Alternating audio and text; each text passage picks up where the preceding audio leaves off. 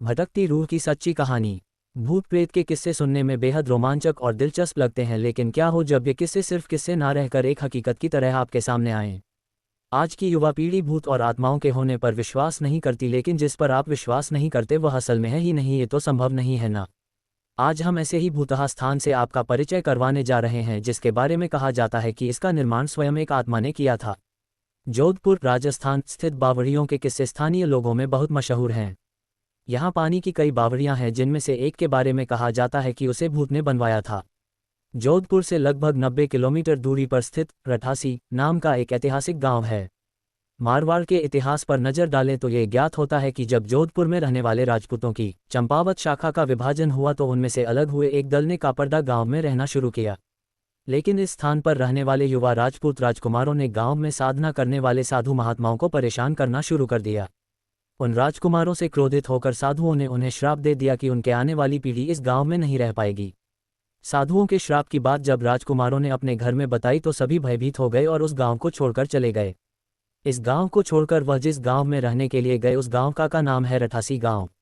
ये जोधपुर से लगभग 90 किलोमीटर की दूरी पर स्थित एक ऐतिहासिक गांव है। इस गांव में एक बावड़ी है जिसके बारे में कहा जाता है कि वह भूतों के सहयोग से बनी है, अर्थात उस बावड़ी को बनाने में भूत प्रेतों ने गांव वालों की सहायता की थी। ठाकुर जयसिंह के महल में स्थित इस बावड़ी को देखने के लिए लोग दूर दूर से आते हैं। इस बावड़ी के विषय में ये कहानी प्रचलित है कि एक बार जब ठाकुर जयसिंह घोड़े पर सवार होकर जोधपुर से रठासी गांव की ओर जा रहे थे, तब रास्ते में ठाकुर साहब का घोड़ा उनके साथ साथ चलने वाले सेवकों से पीछे छूट गया और इतने में रात हो गई। राजा का घोड़ा काफी थक चुका था और उसे बहुत प्यास लगी थी। रास्ते में एक तालाब को देखकर ठाकुर जयसिंह अपने घोड़े को पानी पिलाने के लिए ले गए। आधी रात का समय था। घोड़ा जैसे ही आगे बढ़ा, राजा को एक आकृति दिखाई दी जिसने धीरे धीरे इंसानी शरीर धारण कर लिया। राजा उसे देखकर डर गया। उस प्रेत ने राजा को कहा कि मुझे प्यास लगी है, लेकिन श्राप के कारण मैं इस कुएं का पानी नहीं पी सकता।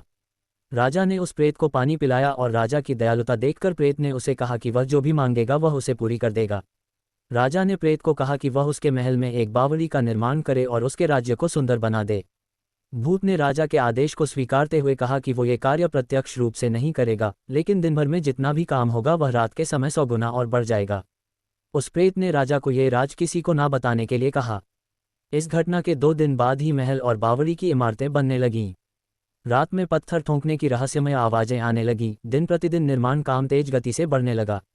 लेकिन रानी के जिद करने पर राजा ने ये राज रानी को बता दिया कि आखिर निर्माण इतनी जल्दी कैसे पूरा होता जा रहा है। राजा ने जैसे ही यह राज रानी को बताया, सारा काम वहीं रुक गया। बावड़ी भी ज्यों की त्यों ही रह गई। इस घटना के बाद किसी ने भी उस बावड़ी को बनाने की कोशिश नहीं की। अगर वीडियो अच्छी लगी हो तो प्लीज़ वीडियो को लाइक कर दीजिए और चैनल को भी सब्सक्राइब कर दीजिए और बेल आइकॉन को भी प्रेस कर दीजिए, जिससे हमारी अगली वीडियो सबसे पहले आप तक पहुंच सके।